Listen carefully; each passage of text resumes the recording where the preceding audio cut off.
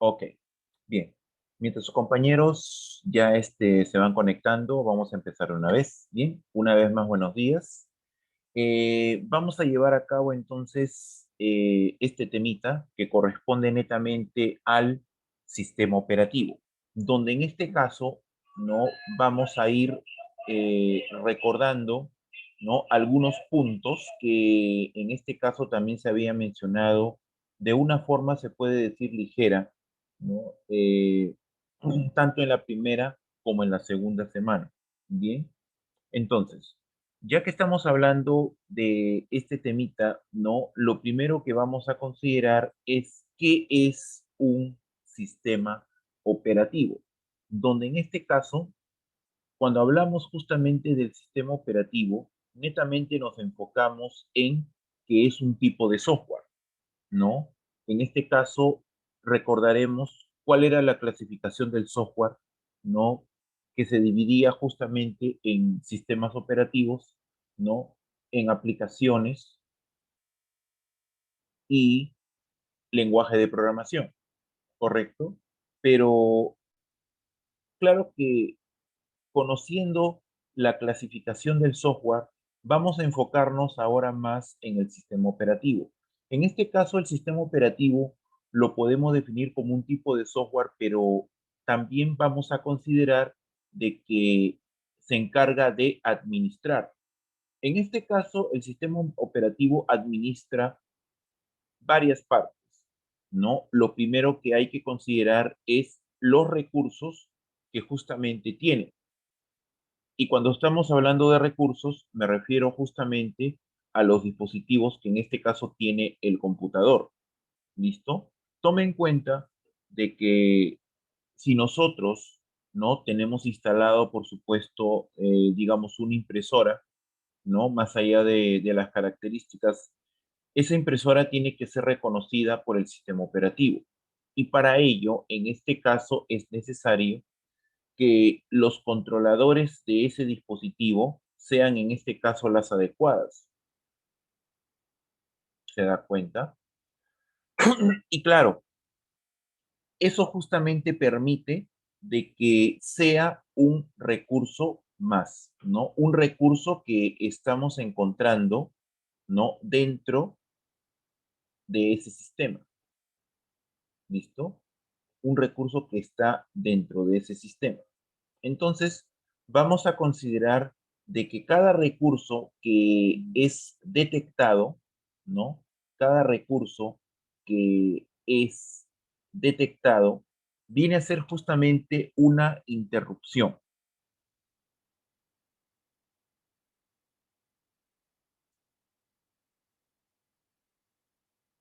Profesor, buenos días. Buenos días. En este caso, ¿qué tal? En este caso, cuando estamos hablando de IRQ, significa de que es equivalente a la detección de un dispositivo que conectas al equipo, ¿no? En este caso, perdón, eh, si tú conectas, eh, por favor, señores, ¿sí? Bien. A ver, si tú conectas de repente una impresora, ¿no? Claro está de que de una forma física tú lo puedes hacer, tú lo puedes instalar, ¿correcto?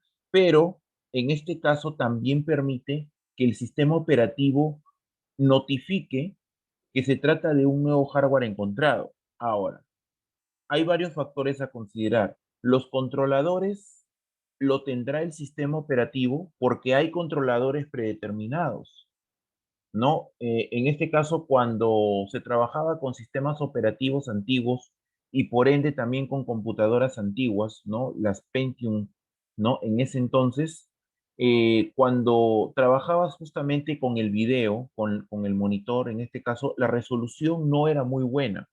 Entonces, trabajábamos justamente con una tarjeta de video pura, ¿no? Una tarjeta de video no adicional, y en este caso podíamos o teníamos que configurar para que en este caso la resolución sea más óptima, ¿no? Entonces, ese es justamente una de los factores que encontramos en los sistemas operativos actuales, ¿no? Que tienen controladores que te apoya en ese aspecto.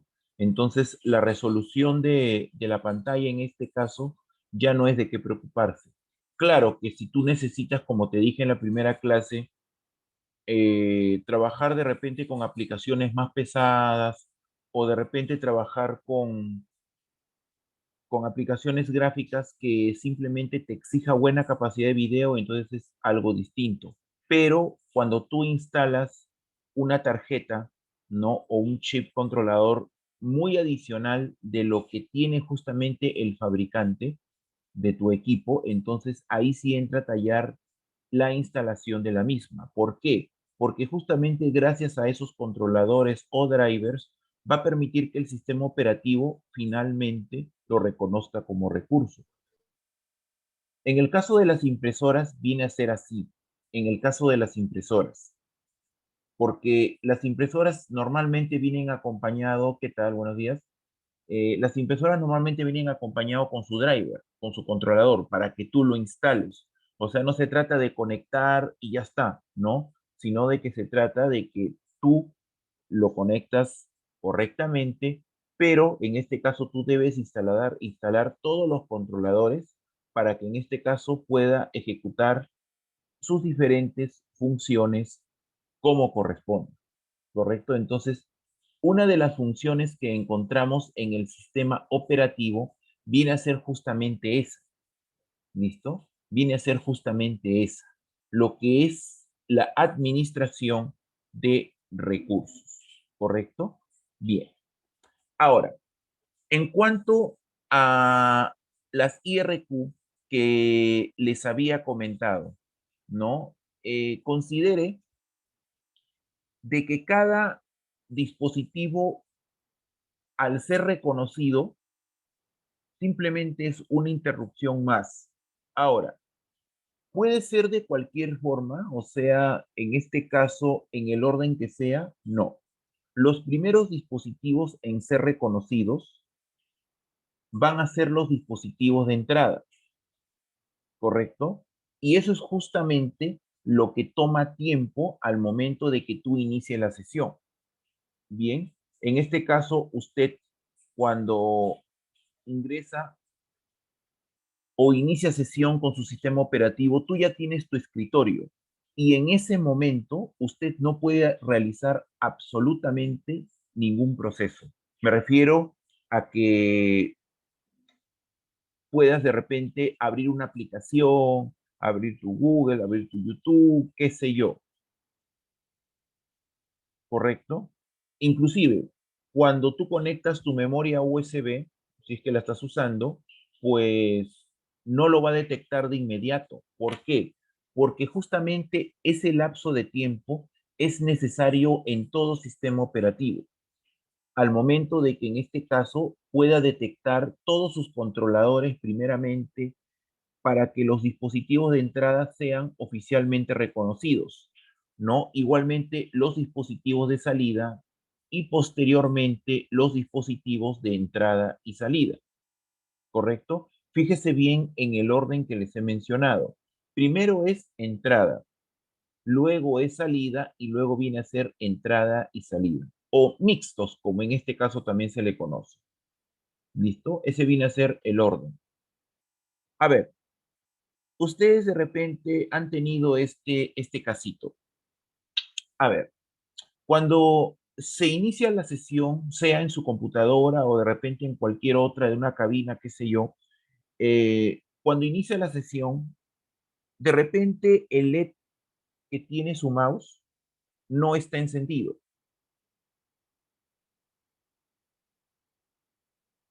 para nada. O sea, como si no funcionara. ¿Listo? Este es un mouse óptico y obviamente tiene un LED encendido. ¿Listo? Claro, no se ve en este momento por la puesta al sol, pero en este caso está encendido. Pero cuando inicia la sesión en un Windows, no se visualiza el LED, o sea, es como si no funcionara. ¿Listo? Es como si no funcionara. Entonces, en consecuencia, yo no puedo desplazar el puntero, no tengo puntero para desplazar. Listo, no lo puedo desplazar para nada. Sin embargo, en unos segundos aparece una notificación diciendo nuevo hardware encontrado. Entonces, cuando empieza a reconocer y simplemente la notificación deja de visualizarse, de repente se enciende el LED y también ya puedes desplazar el puntero.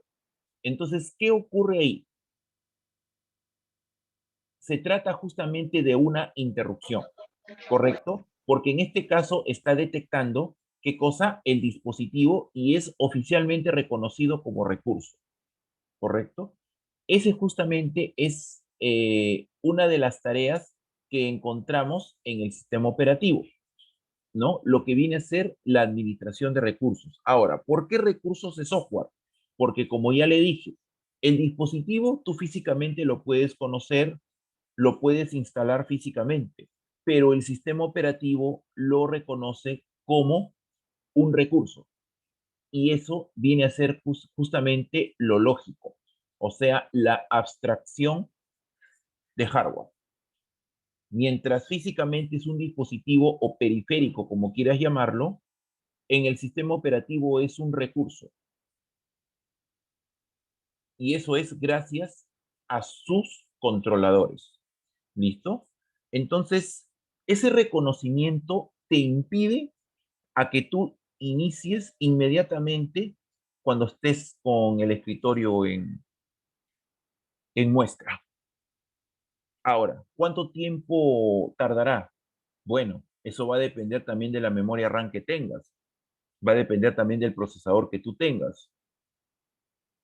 Porque en este caso recuerde cómo se comunican los dispositivos. Recuerde eso. Es como la capacidad de recordar a alguien, ¿no? O de repente recordar un acontecimiento, bueno, ¿no? En tu vida personal. Y claro está de que si tú tienes buena memoria, puedes recordarlo. Pero si en este caso la memoria es ligera, no lo vas a recordar. De repente te va a tomar tiempo recordarlo. Entonces, lo mismo pasa con el computador. A menor capacidad de memoria, pues más tiempo tardará en reconocer. Entonces, eso también te va a impedir de que lo exijas demasiado. O sea, no imagino de que teniendo una capacidad de memoria baja, estés abriendo 3 ventanas apenas inicie la sesión. Entonces, así tengas el equipo más rápido, que tenga muy buena capacidad de memoria, va a haber un lapso de tiempo en la cual necesita para cumplir esa función. El sistema operativo, por supuesto. El sistema operativo necesita ese tiempo. Entonces hay que dárselo. Entonces, cuando haya culminado todo el reconocimiento, en la cual también después de las interrupciones que son de los dispositivos de entrada y salida, ¿no? Se incluye también lo que es el reconocimiento del sonido, ¿no? El reconocimiento también de la red. Y en este caso, si tú instalas una memoria USB, ahí lo detectará. Sería un recurso más, pero extraíble. Cuando tú lo expulsas, adiós, fuera del sistema, porque ya lo extrajiste. ¿Listo? Entonces, eso viene a ser entonces todo este proceso en el sistema operativo basado en una función.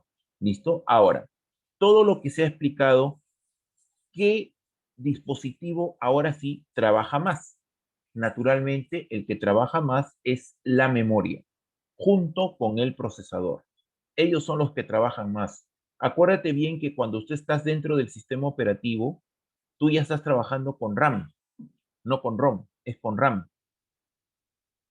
Y claro está de que trabaja mientras el equipo está encendido. ¿Listo? Entonces, para que también pueda considerar. Ok, de repente, en este momento, están leyendo los diferentes puntos que están en la diapositiva. Ahora, vamos perdón, quiero terminar, ¿sí? Vamos a lo que corresponde ahora a lo que son servicios, ¿sí? Bien, en este caso, entonces, voy a minimizar un momento mi ventana. ¿Mm? Ok, voy a minimizar un momento mi ventana. Ya está. Y en este caso, voy a habilitar vía administrador de tareas. Bien, a ver, voy a habilitar mi administrador de tareas. Listo.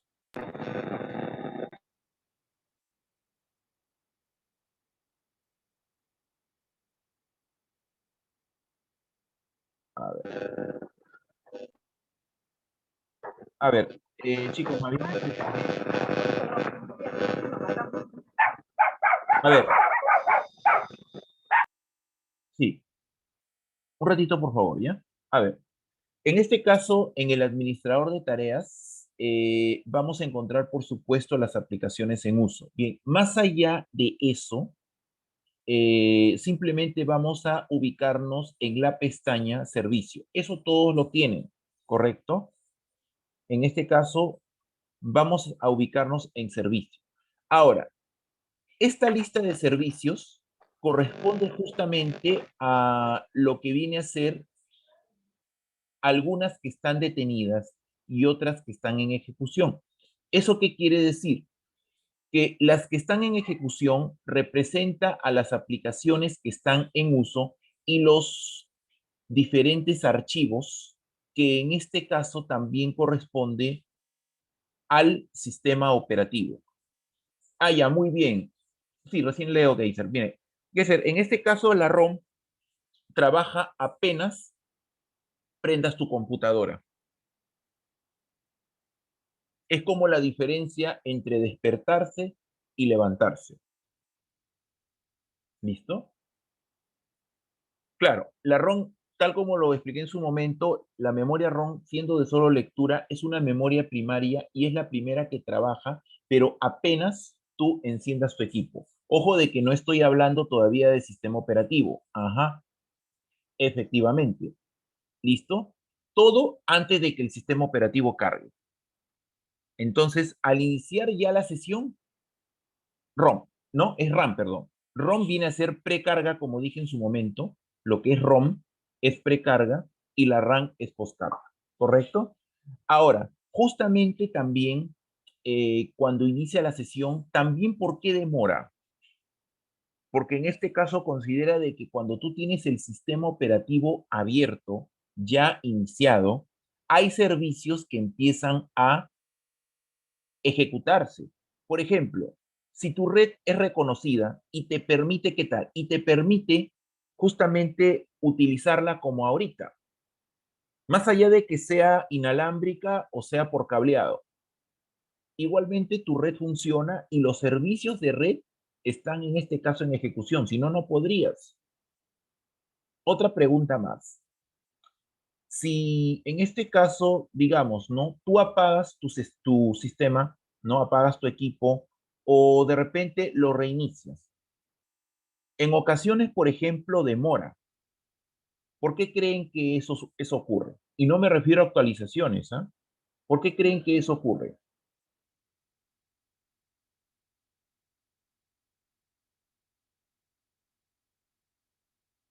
Es muy sencillo, porque cada uno de los servicios que están en ejecución se tienen que detener y simplemente finalizarse. Ese es justamente el lapso. Entonces, es por eso de que algunos, por ejemplo, no entiendo por qué apagan sus equipos teniendo varias ventanas abiertas y peor aún, sin haber guardado los cambios en los archivos. Va a demorar más. Entonces, para que en este caso también vaya teniendo ya la idea de qué funciones cumple un sistema operativo. Bien, ¿hay alguna pregunta que quieran hacer? Ahora sí.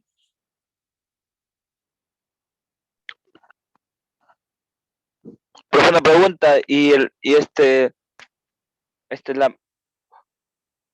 la memoria ROM, ¿de qué se encarga, profesor? Muy sencillo.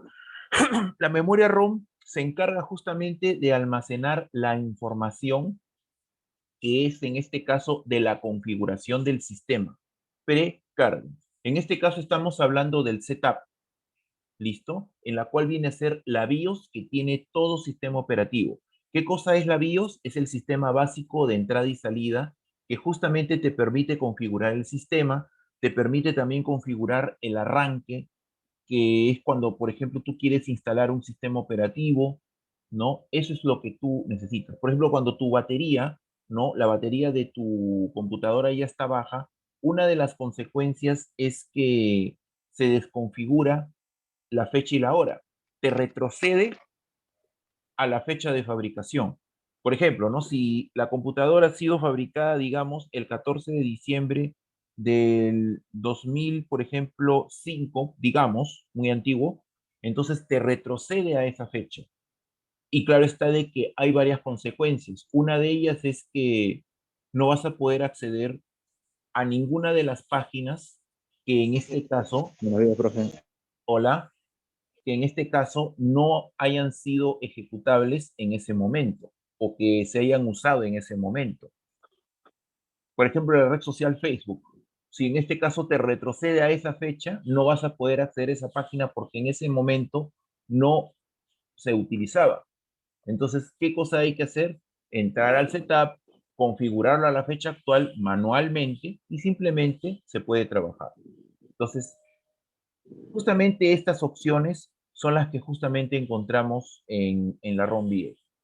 Y claro que es una ROM primaria. Entonces, lo que se necesite se podrá configurar. Ahora, si trabaja correctamente, no tenemos por qué, ¿no?, modificar absolutamente nada. ¿Listo? Y Ah, claro ya, de que... profe, Sí, dígame, dígame. Dígame. es casi lo mismo que pasa con el WhatsApp, ¿verdad? A veces cuando el WhatsApp también se desconfigura la fecha, también no, a veces no se puede ingresar y pa- pasa casi lo mismo con la computadora cuando se desconfigura la fecha actual. Exacto. Exacto. Cuando tú le quitas la batería, Claro, claro. retrocede. Exacto. R. Así es. Así es, en este caso. Por ejemplo, ¿no? Cuando ustedes prenden sus celulares, ¿no? O lo resetean, en este caso lo reinician, eh, simplemente también esperar que reconozca los servicios. Claro está que ahí más rápido, ¿no? Porque justamente se trata de un móvil, pero también considere de que también el sistema operativo también reconoce recursos. Claro está de que ahí no estamos hablando pues de impresoras ni nada por el estilo, pero sí hay servicios, hay apps que en este caso van a reconocerse en primera instancia, ¿no? Inclusive también el hecho de que los controladores, ¿no?, de red, que simplemente permita el uso de dispositivos que trabajen inalámbricamente, pues también van a reconocerse. O sea, todos son justamente los servicios. Entonces, el hecho de que se demore en apagarse o en reiniciarse, independientemente de que haya actualizaciones, porque sabemos, por supuesto, ¿no?, de que cuando se tiene que actualizar, ¿no?, el sistema operativo, sí tarda, tanto al momento de encender como al apagarse o reiniciarse. Eso sí, ¿no? Y en el Windows 10 pasa más eso. Pero cuando tú lo apagas sin ninguna actualización presente y demora, es porque se finalizan los servicios. Por eso les recomiendo siempre de que cuando usted trabaje con una aplicación, cualquier programa, usted y tenga que guardar, guárdelo, grábelo y cierre la aplicación para que en este caso el servicio esté detenido. Y cuando tú apagues el equipo, no vas a tener ninguna demora. Entonces, eso es muy importante tomar en cuenta, ¿correcto? Entonces, para que también puedan ya ir considerando a qué nos referimos con este último punto. Ahora, volviendo a mencionar lo que dije más temprano, siempre el sistema operativo va a reconocer a los dispositivos en primer lugar de entrada, luego los de salida como recursos, luego los de almacenamiento. ¿Listo? Y claro está de que los de procesamiento va a ser durante, porque tome en cuenta que los componentes internos, en este caso ya forma parte justamente del sistema operativo, como recursos, por supuesto. Y justamente una de las funciones básicas o la primera función básica del sistema operativo es justamente esta. Bien, claro está de que aquí vamos a encontrar una dependencia, ¿no?, entre lo que es hardware, software y manware. ¿Se acuerdan de lo que les mencioné en la primera clase? Justamente encontramos una dependencia entre la parte física, la parte lógica, que en este caso abarca el sistema operativo y la aplicación, y el manware, que viene a ser justamente el usuario en sí. Entonces, acá tenemos los tres elementos que encontramos en un sistema informático. Bien, ahora sí, fíjese Hardware, bien, software y manware. sí, fíjese bien en la primera función básica. El control de acceso a hardware justamente indica eso, lo que justamente corresponde a los recursos, ¿no? Del sistema, ¿no? Los recursos ya reconocidos justamente por el sistema operativo y equivale a una interrupción. Por ejemplo, en el caso del mouse, es una de las que en este caso también encontramos. Desde luego de que también va a depender mucho del sistema operativo, ¿no? También va a depender mucho de la versión justamente del controlador del dispositivo, ¿no? Obviamente, ¿no? Recordemos de que tanto los teclados como mouse, ¿no? Son en este caso USB su conexión, ya no son como las que se mencionó en la primera clase, ¿no? Es netamente universal, pero claro está de que el almacenamiento USB o lo que es dispositivos de entrada y salida USB o conexión USB tiene su versión, ¿no? La 2.0, la 3.0. En este caso, ahí estamos hablando también de una diferencia en transferencia, o sea, en este caso, cuántos bits simplemente se van a transferir. Por eso yo les decía de que los dispositivos del computador se comunican binariamente. Entonces, en este caso, todo es un complemento. Cuentas con buena memoria, cuentas en este caso con buen procesador, y si es así, pues no va a haber mucho tiempo que esperar al momento de trabajar en este caso con los dispositivos. Ay, disculpen. Ok. Bueno, todo sistema operativo tiene en este caso sus archivos y tienen también sus carpetas. Carpetas que nosotros podemos crear, carpetas que nosotros podemos observar, porque hay carpetas que se crean automáticamente cuando tú instalas un sistema operativo, cuando tú, en este caso, instalas un programa. No solamente son las que creas o lo que guardas, sino lo que tiene el sistema.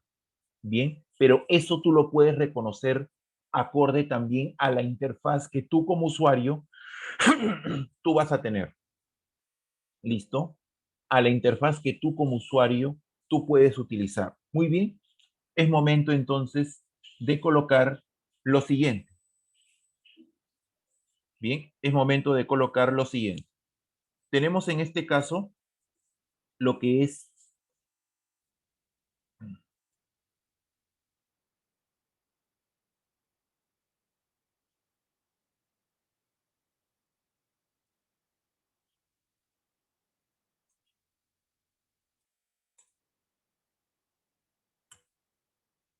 esas son las dos interfaces. Esas son las dos interfaces.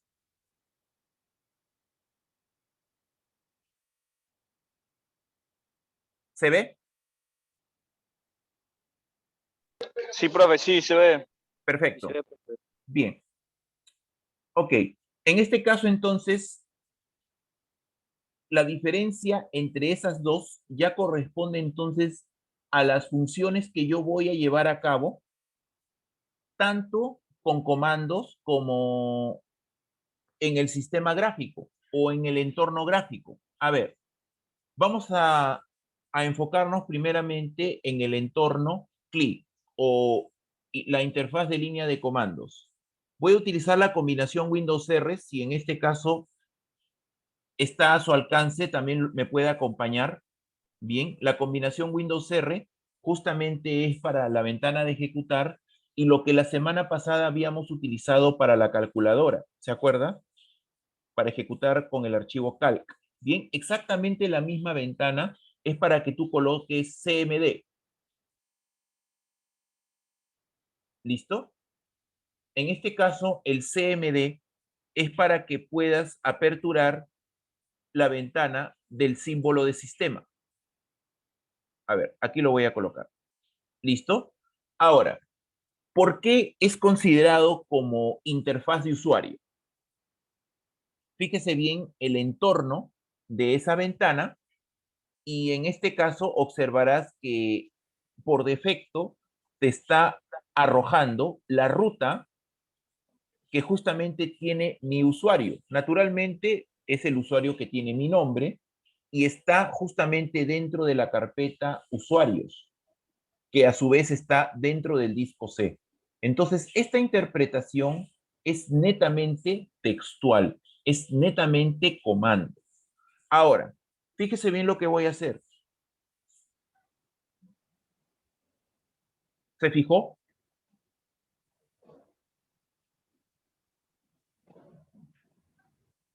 ¿Qué fue lo que hice ahorita? Enter. Ya, pero antes del enter, ingresé eso. Sí. Es un comando que acompañado ya. del backslash me retrocede al inicio. Sí. ¿Listo? A ver.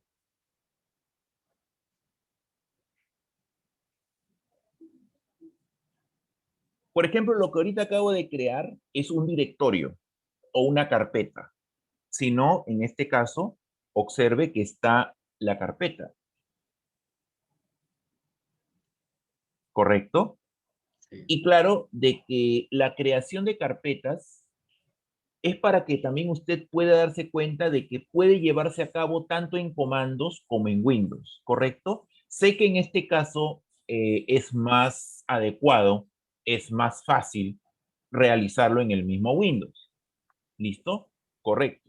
No hay ninguna discusión. Pero en este caso también para que considere de que este es una interfaz de usuario. Ahora, ¿para qué me serviría la interfaz CLI? Simplemente para que nosotros podamos hacer configuraciones de repente para de repente realizar formatos o de repente también para hacer algún escaneo, también para, o sea, escaneo de archivos, por supuesto, no es escáner, si me refiero a verificación de archivos, hacer algunas conversiones, entre otros aspectos, al igual que el PowerShell que también tiene el sistema operativo Windows. Claro está de que el PowerShell tiene más alternativas para este tipo de tareas. Desde luego de que no se compara con el entorno CLI o el entorno textual que tiene Linux. Ahí, por ejemplo, la configuración de red es más eficiente, porque justamente se trata de una consola, ¿correcto? Una consola es justamente el entorno CLI donde te permite configurar, en este caso por medio de comandos, las diferentes funciones que tiene justamente el sistema operativo, ¿no? Y claro está de que este viene a ser la interfaz de línea de comandos y justamente estamos hablando de las funciones tanto 2 como la 3, ¿correcto? Porque en este caso acabo de crear un directorio, acabo de crear una carpeta, acabo de crearla. A ver, por favor, señores, por favor, su micrófono. Apague su micro. Señores, por favor, apaguen su micrófono, señorita Sabrina.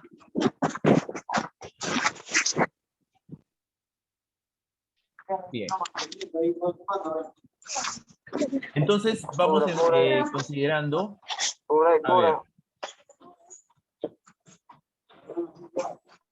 A ver si le pueden comunicar, por favor, ¿sí?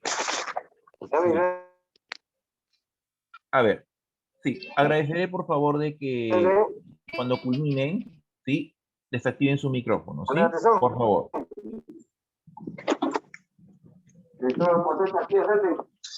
Apague su audio, profe, de mi compañera. Sí, ya lo estoy haciendo, pero en este caso igual se habilita. Ya está.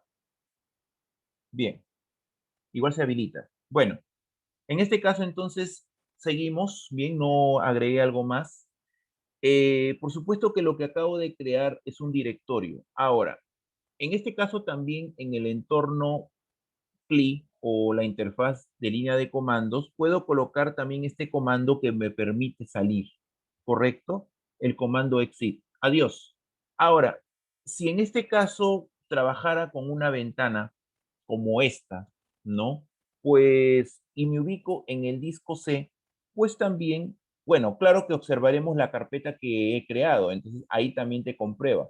Pero mira, de una forma más rápida, ya me ubiqué en el disco C No se y le he cae, que lo único observado, observado su contenido.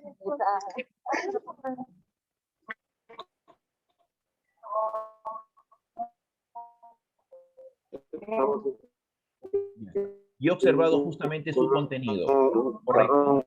He observado su contenido. Bien, en este caso entonces, la creación de un directorio lo puedo en este caso hacer de esta forma. Aunque también tengo varias alternativas. Por ejemplo, si tú observas, ¿no? El atajo que acompaña a nueva carpeta, pues es otra forma de llevarlo a cabo. ¿Ves? Entonces, para que tú puedas observar ahora qué tipo de interfaz, la interfaz gráfica de usuario. Entonces, cuando dicen, ¿no? Miren, ingresen por favor al menú archivo y en este caso elija la opción tal. Bien, está bien dicho, pero si yo les dijera, ubíquese en el menú archivo y elijan el comando, también estaría bien, porque es un comando que tú lo estás ejecutando de manera gráfica, ¿correcto? Se puede decir entonces que las opciones que ustedes encuentran en diferentes menús, como ahorita, son comandos. Son comandos que tú, como dije, vas a ejecutarlo de manera gráfica. ¿Listo? De manera gráfica.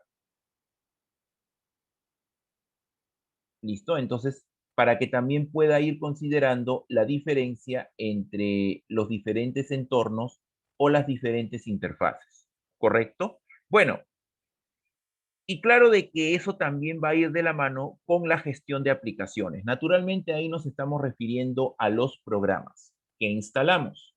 ¿Listo? Entonces, no olviden, por favor, las diferentes funciones que básicamente encontramos en el sistema operativo. Profesor, ¿Sí? profesor, disculpa que le interrumpa. Profesor, un servicio, me tengo que retirar un... Ok, Gómez, ¿no? Sí, profesor. Ya, ok. Entonces voy a anotar su apellido para, en este caso, agregarlo al momento de tomar asistencia. ¿Ya? No se preocupe. Ya, gracias, profesor. Siga, siga, no se preocupe. Bueno, ahí estamos observando ahora en esta tabla justamente una de las ligeras diferencias que encontramos entre los sistemas operativos Windows 7, 8.1 y el 10. Naturalmente, cuando estamos hablando de requisitos mínimos, es justamente lo mínimo que se necesita para instalar, ¿sí? Y claro, encontramos similitud, ¿correcto? Pero claro está de que con eso nos está diciendo de que los sistemas sean iguales, ¿no?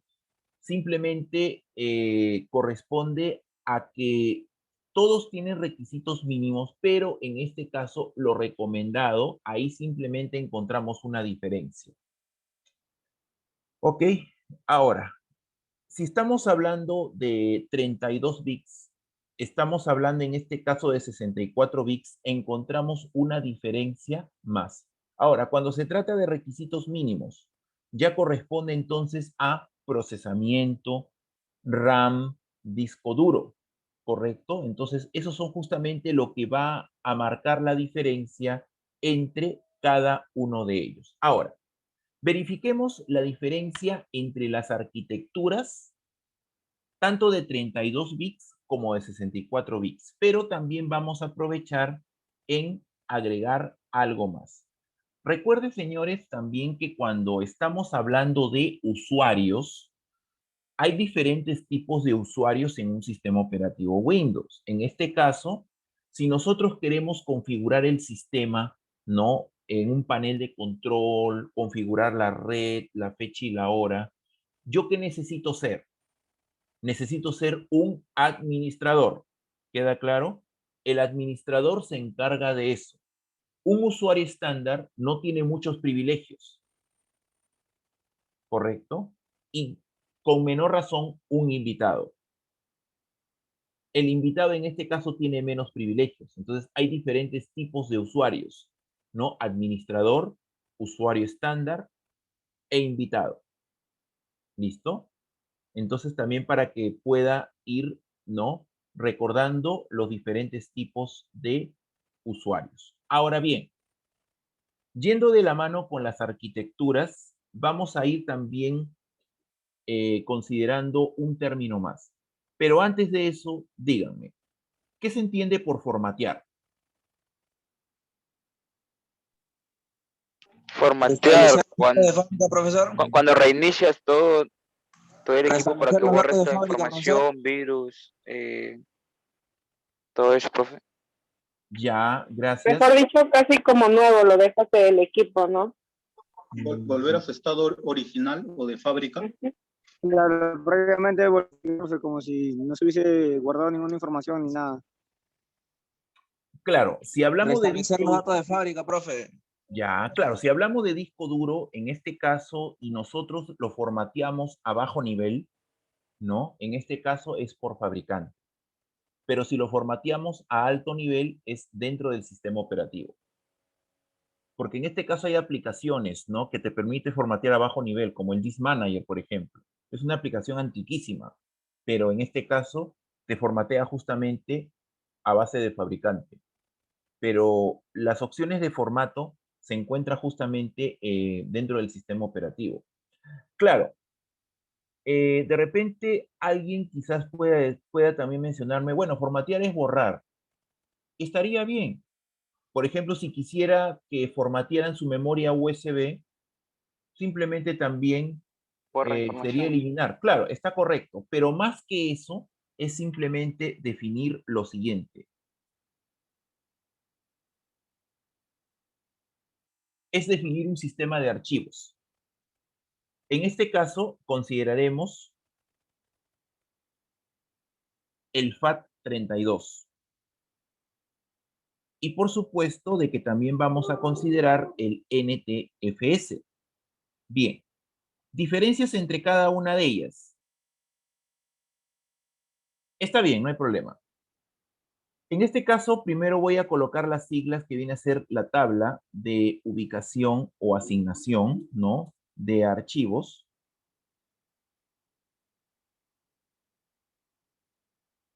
Y en el caso de NTFS es un sistema de archivos de nueva tecnología. Bien, lo voy a colocar, no se preocupe.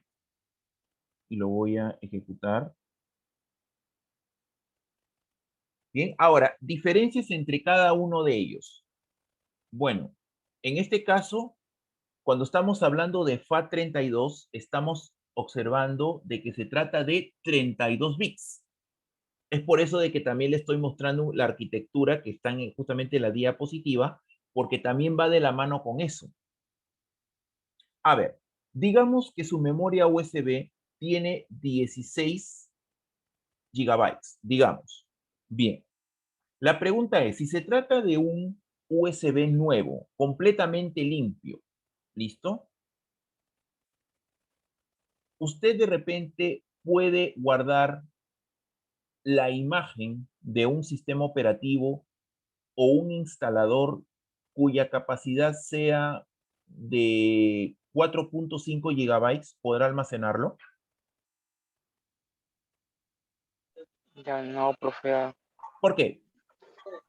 Admite un máximo de 4 GB. No.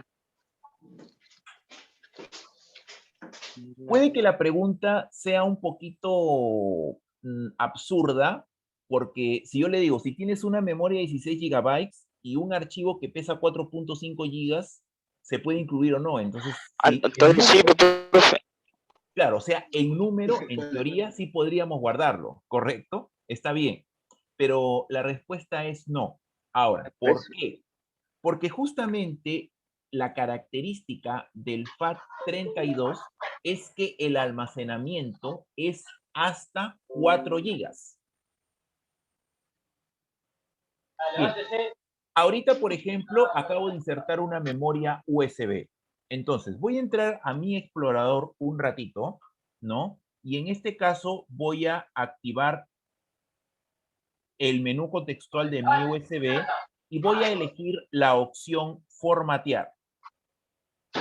Naturalmente mi USB está en el sistema de archivos NTFS, pero cuando ustedes compren una memoria USB, ¿no?, de cualquier tamaño, el sistema de archivos siempre le va a mostrar en FAT32. Prueba de ello es que acá dice predeterminado. ¿Correcto? Fíjense bien. ¿Se ve la ventanita? Sí, ¿Chicos? profe, Perfecto. formatear Office. Exacto. Ya, está bien, pero quiero que se fijen en el sistema de archivos. Lo predeterminado es FAT32. Y claro está de que si es FAT32, solamente te va a aceptar hasta 4 GB como máximo. Es por eso de que si usted de repente, pese a que su USB de 16 GB está completamente limpio, no vas a poder guardar archivos que pesen más de 4 GB. Ni siquiera te va a aceptar tope, porque en este caso hay una porción que es utilizado por el sistema. ¿Se da cuenta? Con una capacidad menor, pero te resta. Entonces no vas a poder.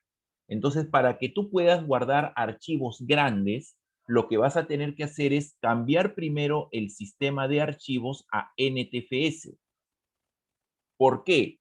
Porque a diferencia de FAT32, cuando trabajas con NTFS, en este caso, los 4 GB pasa a ser lo mínimo. Por eso es que esa es la diferencia entre las arquitecturas de 32 bits y 64 bits. Bien, en otras palabras, cuando estamos hablando de FAT32, nuevamente voy a escribir. A ver, FAT32 viene a ser en este caso hasta 4 GB. ¿Listo? Y NTFS viene a ser desde 4 GB hasta 16 exabytes.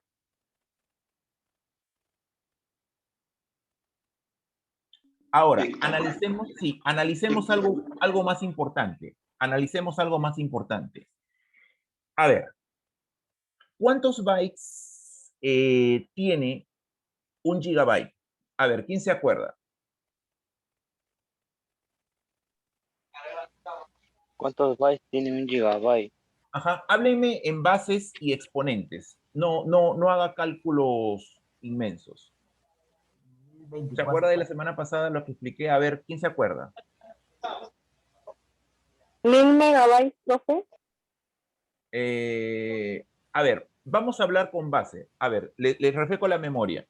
2 elevado a la 10 equivale a 1 kilobyte. Ya, ¿qué más? 2 elevado a la 20 equivale a cuánto? A 1 megabyte. Ajá, claro. 2 elevado a la 30 equivale a 1 gigabyte. ¿Correcto? Bien. Ahora, voy a seguir. 2 elevado a la 40 equivale a 1 terabyte. 2 elevado a la 50 equivale a 1 petabyte. Y 2 elevado a la 60 equivale a 1 exabyte. Hay más unidades, ¿correcto? Pero vamos a enfocarnos en el tema. ¿Listo? Desde luego de que vamos ahora a enfocarnos en el gigabyte. Ahora, 2 elevado a la 30, como le dije, equivale a 1 gigabyte.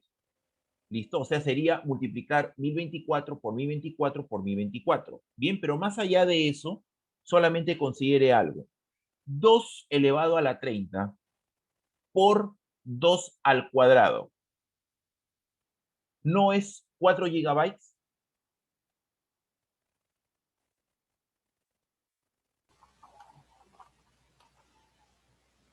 Analícelo bien.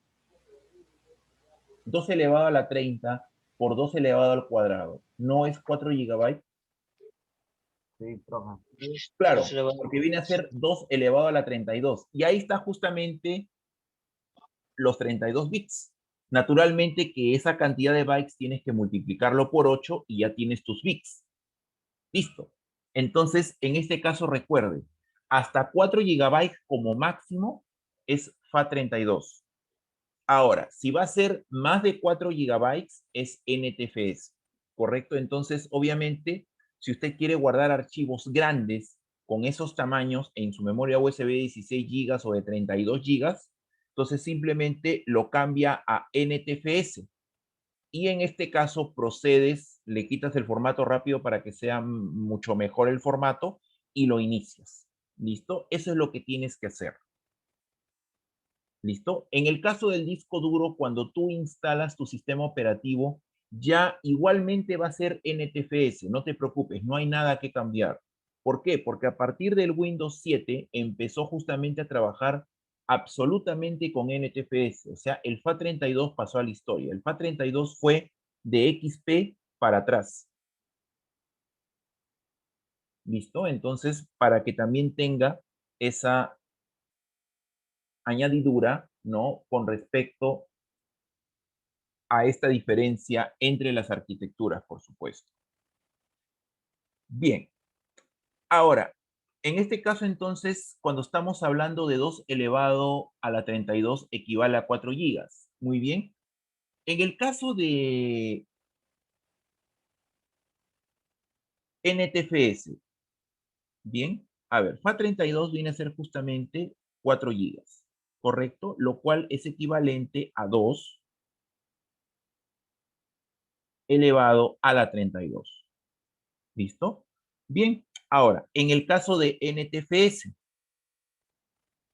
si hablamos de que 2 elevado a la 40 es un terabyte, 2 elevado a la 50 es un petabyte y 2 elevado a la 60 viene a ser un exabyte. Bien, en este caso, ¿a qué cálculo nos estamos refiriendo? ¿Cuánto sería 16 exabytes?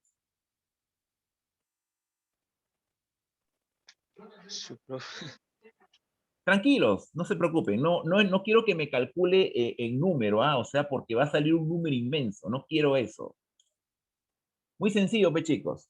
A ver, primero, sabemos que un exabyte es 2 elevado a la 60, ¿correcto? Hasta ahí correcto, ¿sí? ¿Está bien? Sí. Ya. En base 2, ¿cuánto es 16? En base 2.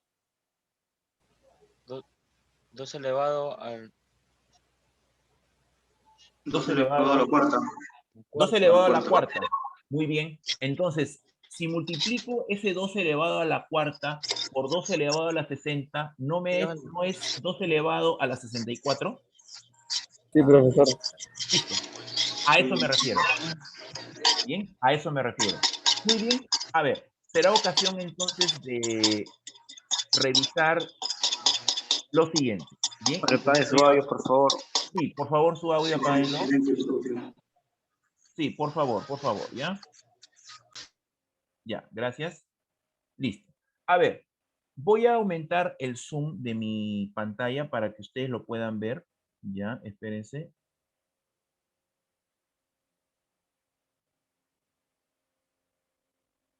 Ahí está.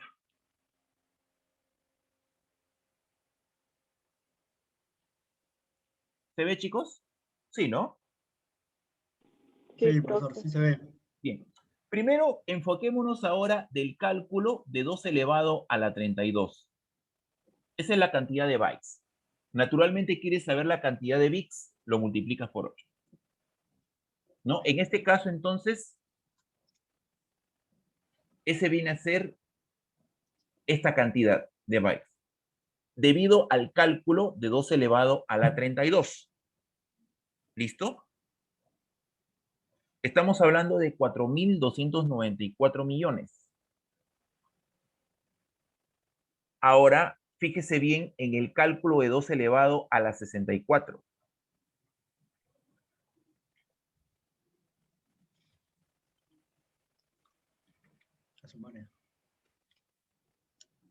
No se puede ni leer ya, profesor. Claro, ahí estamos hablando ya de billones.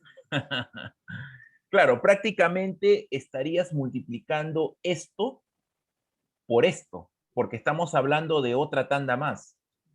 O sea, no es que lo multipliques por 2, ¿no? Estamos en este caso doblando el exponente.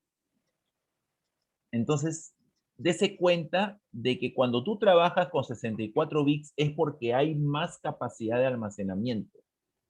Es por eso de que también un sistema operativo que trabaje a 64 bits, y eso abarca tanto x86 como x64, esas son arquitecturas. ¿Y eso de dónde proviene? Del procesador o del CPU. Porque justamente el CPU, también con la ayuda de la memoria, administra toda esa capacidad. Entonces, en este caso, cuando ustedes también quieran instalar juegos o quieran instalar aplicaciones que tengan de 64 bits, por ende tiene que trabajar con un sistema operativo que tenga 64 bits. Si no, de ninguna manera va a ser compatibles. Entonces, a eso justamente yo me refiero con el tema de arquitecturas de procesamiento. Bien, entonces, para que también ustedes puedan complementar lo que también se había explicado la semana pasada. ¿Listo? Bien, chicos, ¿hay alguna pregunta que quieran en este caso formularlo? Con respecto a lo que hemos visto, naturalmente esto está grabado, en caso de que de repente haya llegado tarde, no se preocupe. Sí, profe, una pregunta. Ujú. Hace rato cuando usted hablaba de si formateas un USB a FAT32, Ujú. solamente vas a poder pegar archivos de máximo 4 gigas. Sí, Usted se refería a que, por ejemplo, ese USB de 16 gigas se iba a convertir en 4 gigas de almacenamiento, o sea, iba a bajar su almacenamiento, no, no, no, o no, que no, el no. archivo, o que se podía pegar 3 veces el archivo de 4 gigas, dándome un total de 4, 8, 12 gigas. O sea, el almacenamiento no baja. No, para nada. No es que baje el almacenamiento, sino es que tú vas a permitir que almacenes archivos grandes. Por ejemplo, aparte de trabajar con sistemas operativos, como tú ves, también se trabaja con imágenes, o sea, con ISOs, ¿no? Por ejemplo, digamos de que la aplicación de AutoCAD no lo van a instalar en su propia computadora, sino que de repente su profesor lo va a enseñar de repente dentro de una imagen, o sea, un equipo virtual dentro de su equipo real. Bien, cuando se instala un sistema operativo puede ser por DVD, puede ser por arranque de USB, pero también en este caso es por un ISO. Y justamente ese ISO normalmente pues pesa más de 4 gigas. Entonces, si yo voy a copiar ese archivo a una memoria USB de 16 gigas, perfecto, sobrado va a entrar. Pero si tiene el FAT32 no va a poder copiarlo, no le va a permitir. Así esté limpio. Entonces, lo que se tiene que hacer es cambiarlo a NTFS y va a poder aceptar archivos de ese tamaño. No es que reste el tamaño a la mitad ni nada por el estilo. Claro está de que no siempre va a utilizarse los 16 gigas, siempre te va a restar una pequeña porción, en bytes, por supuesto. Otra, si formateo un disco duro, un USB, a FAT32, posteriormente lo puedo volver a formatear a NTFS. En este caso, la conversión a FAT32 no es posible, pero de FAT32 a NTFS sí. Ahora, en cuanto a disco duro, eh, si tú vas a instalar un sistema operativo de Windows 7 para adelante, el FAT32 no se acepta. Inclusive no lo vas a poder convertir, porque en este caso, un sistema de archivos que es mínimo de 4 gigas, vas a retroceder a un sistema de archivos que es máximo 4 gigas, por eso es que no se acepta. Pero en el caso de los discos duros, cuando tú instalas el sistema operativo y lo particionas, todo es NTFS, ya no es FAT32. En el caso de XP sí te daba a escoger. En el caso de Windows XP, te daba a escoger. Ya. FAT32, ingeniero, estaría quedando como que algo obsoleto, algo antiguo ya, ¿no? Ya Efectiva, creo que ya no se usa. Efectivamente. Ahora, a menos que de repente ese USB solamente pues guardes archivos de Word, ¿no? Archivos de PowerPoint, nada más. Pero si se trata de instaladores, cosas por el estilo, sí vas a tener que cambiarlo. Pero sí es recomendable que utilices el NTFS. ¿Por qué? Aparte de lo que estoy explicando, también es más seguro. Por ejemplo, los USBs muy fácilmente se infectan, ¿no? Virus, troyanos ocultan sus carpetas, pero en este caso, cuando tú lo conviertes a NTFS, lo proteges más, porque NTFS también te da esa parte de seguridad. Te da más seguridad, por supuesto. Más que el FAT. El FAT es completamente limitado y justamente eso lo hace obsoleto. Efectivamente. También cuando aparezcan más sistemas operativos, ni siquiera se va a mencionar al FAT. Ya sería Claro, un 100% con claro. 64 bits y ya no 32. Es posible que ya se dé. Es posible que ya se dé. Ok. Bien, chicos, ¿hay alguna otra pregunta? ¿Quedó claro? O sea, profe, que sí o sí, para poder, profe, ¿me escucha? Sí, sí, sí, sí lo escucho. Entonces, sí o sí, para poder instalar un archivo de 4 gigabytes, tengo que cambiar de FAT32 a NTF, ¿verdad? Claro, en el caso de formatearlo, cámbialo nada más. Naturalmente, si tu USB tiene contenido, bueno, ¿no? Pasa todos tus archivos a una carpetita en tu computadora y procedes a formatearlo con el formato NTFS, ¿no? Con el sistema de archivos NTFS. Y ahí lo vuelves a pasar. Profe, escúcheme ya, para entrar a cambiar de FAT32 a NTFS, entro en propiedades. Claro, en este caso voy a abrir otra vez mi explorador y en este caso si tú quieres formatear, haces clic derecho a tu USB, ese es el nombre que le puse y elijo formatear. Entonces, en este caso, bueno, yo ya le puse NTFS, pero acá te dice predeterminado, o sea, esos USBs siempre va a tener el sistema de archivo FAT32 porque es una capacidad que no es para instalar un sistema operativo y como es extraíble, entonces se queda en FAT. Ah, ya. Entonces tú vas a tener que cambiarlo a NTFS, le quitas la casilla para que en este caso pueda formatear y explorar la superficie de tu USB y simplemente ya procedes. Ah, ya, profe, ya. Ujú. Muchas gracias. Es lo recomendable, chicos. Es lo recomendable. ¿Listo? Ok. Muy bien. Entonces, no sé si hay alguna otra duda que tengan o quedó claro. Recuerden que la clase está siendo grabada, no se preocupen.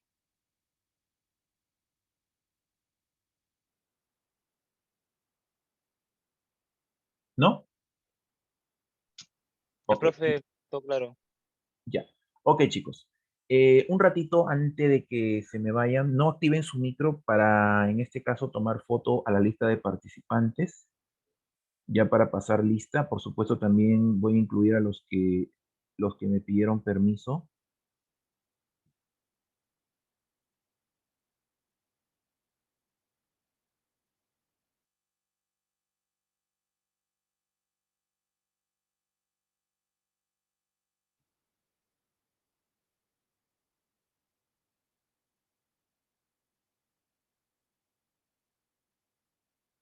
Ya está. Ok. Listo, chicos. Entonces, ya nos estamos quedando ya aquí. Sí, gracias. Bien, ya entonces ahí nos estamos quedando y nos vemos entonces el próximo miércoles. ¿Ya?